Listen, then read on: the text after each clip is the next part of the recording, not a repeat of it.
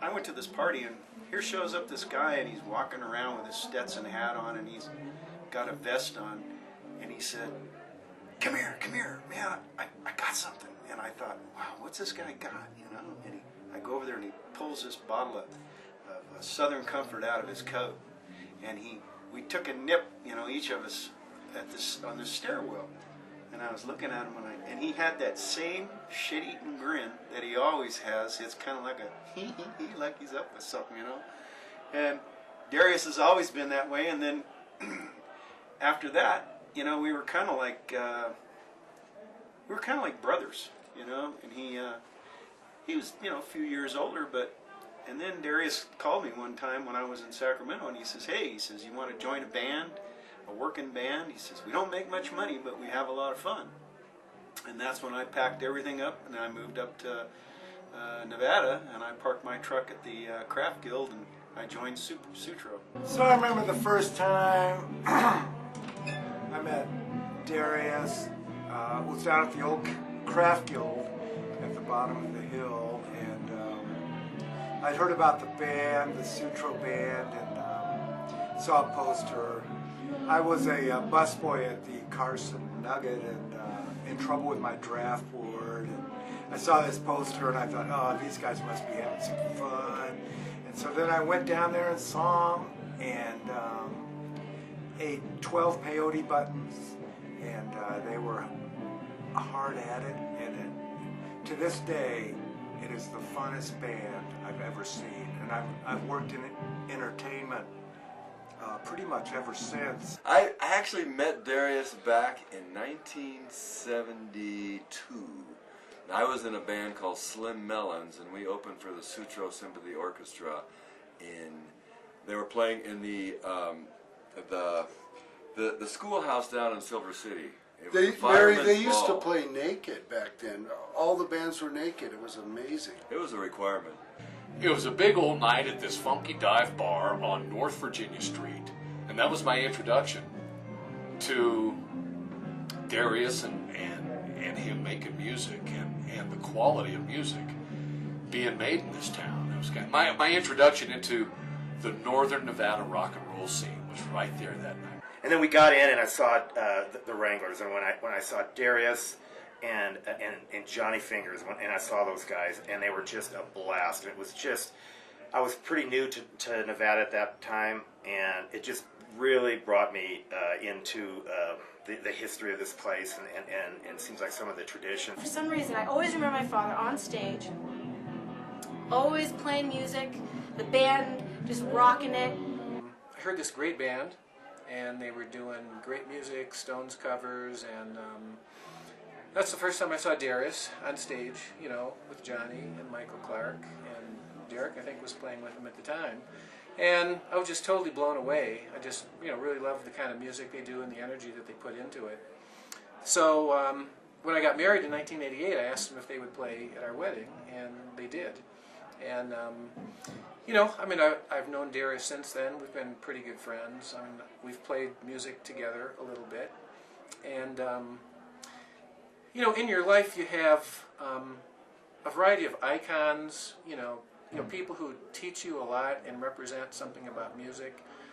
And I probably have to say that over the past 30 years, there are two people who I think influenced me, maybe not in the way I play music, but in how I think of music and the standards of music. And one of them is Clint Strong, you know, who's an incredible bebop guitar player. And Darius is another one. And, you know, just by knowing Darius and watching him play and working with him, he's just shown me a different standard of music, a higher standard, you know, something that transcends, you know, chords and modes and dedication to music, you know, and just the place that music should be, or could be, you know, in our lives. And, you know, some of us have had to repress that, you know, for our day jobs, and some of us haven't. And, you know, you pay a price no matter what you do. But I've always admired Darius in that he's put a lot of energy into his music, and he's an incredibly creative person. I think he's a great songwriter, you know, and a great musician. And he's, you know, meticulous in his craft. I mean, when I listen to the CDs that he's produced in his basement, you know, with simple analog equipment, I mean, I think the sound quality of that rivals anything I've heard, you know, by any, you know, professional, you know, recording establishment. So it's amazing what people can do if they're creative and they apply themselves, and they can learn. So, you know, that's kind of what Darius has meant to me. And he's just a great guy. And I mean, I've worked with him playing music, and I've worked with him in the hospital as well. And you know, he is multi-talented. He just, for the guy, is always on pitch. I think he's one of the few singers I've worked with that you just never hear him go flat. You never hear him go sharp. He's always on. He's so well trained. He's so, in his depth. I've talked to Tommy Ward about it. When he pulls out a clarinet or sits down at the grand piano, it just is. It's awe-inspiring because he can do just about anything you need him to do. Darius is a guy who's you got to saddle up for the conversation. You know, it seemed like if we'd end up somewhere where it wasn't just a party and, you know, senseless conversations, but was that you were sitting down in his house, you had to gear up. It always felt like for me I had to have game on to kind of keep up with him in the conversation. Darius and I, we've known each other for 40 years. It was Bo and Darius and I, and Darius mentioned that to me the night before last. It's like we're the 40-year club. The way we first met Darius, we came to Reno playing in a band called Bump and Grind back in about 74, 75. Okay, and so Bump and Grind was basically out of Reno, and then Sutro Sympathy Orchestra was based out of Silver City. And we were kind of playing the same gigs here and there and stuff, and we just got to know each other and started doing gigs together. And, you know, and ended up doing lots of different gigs around town together and up here. And the Fireman's Ball, we used to do those every year for a while. And then basically what happened was Sutro got picked up by Commander Cody. By Commander Cody, yeah, I can take it from here. Yeah. Got picked up by Commander Cody back in 1977. He had lost his band, and he had a record deal, and he needed a band. And he met Sutro.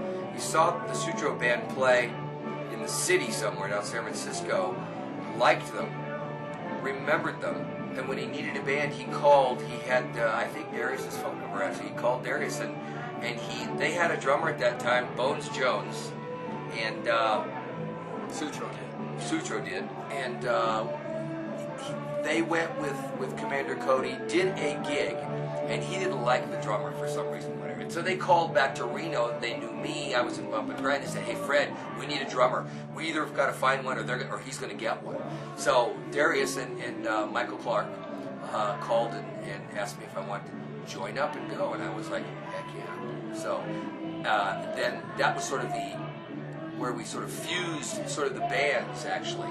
And I became a member of that band. And then when that was all over, that lasted about 2 years, we toured with Commander Cody. That sort of ended. We came back and reformed the Sutro band, but at that point, Scott had actually done the last tour with the Commander Cody band. He'd been brought in. And BB, our bass player from Bump and Grind, joined, and we sort of reconstituted Sutro, you might say, I guess, in 78 with Mike Clark, Darius, Bill Morris, BB, known as BB, and Fred and Scott, you know. So that became... it was a new Sutro band kind of. Yeah. Well, we both like the Byrds and we like the tight harmonies, and we sing together. It's like something that I've never ever been able to do with anybody else. And the high harmonies that I sing with Darius in his songs, he's always called me up and said, "Hey, I got this new song, and you know, I want you to come and see if you can sing harmony to it." And it's like the song we're going to do tonight, "Time Between." We've been doing that song for 40 years, you know, and neither one of us can sing as well as we used to, you know, but still, man, it still just does something. It's just like, you know, it's a brother thing. One could say from a perspective that it's his music. You know, one could say from living with him it was his gardening. One could say it is his lengthy lectures on the Middle East. One could say that it's teaching me how to ride a bike, or helping with every English paper, even at 30 years old. It could be a multitude of things. You know, teaching me how to marinate a steak and flipping it, making sure it's cooked properly.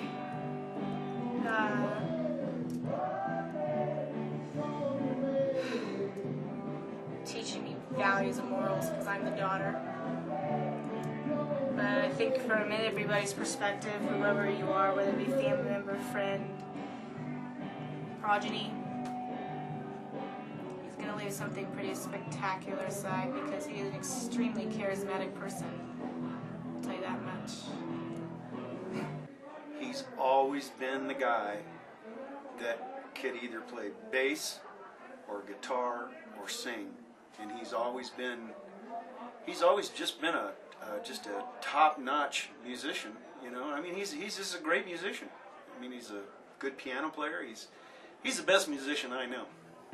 And in the midst of it all, there's still laughter, and there's still jokes, and there's still politics, and Darius has such a fabulous sense of humor, a fabulous optimistic spirit about life, and still loving every day, finding beauty and joy in just about every day. And it's teaching me so much about resilience and seeing the lighter side of life and not being dragged down by the despairing moments that happen here and there. You know, they're just here and there. They're not every minute of the day. Cheers to you and the omnipresent Lissa, God bless her, okay? It's been a great ride.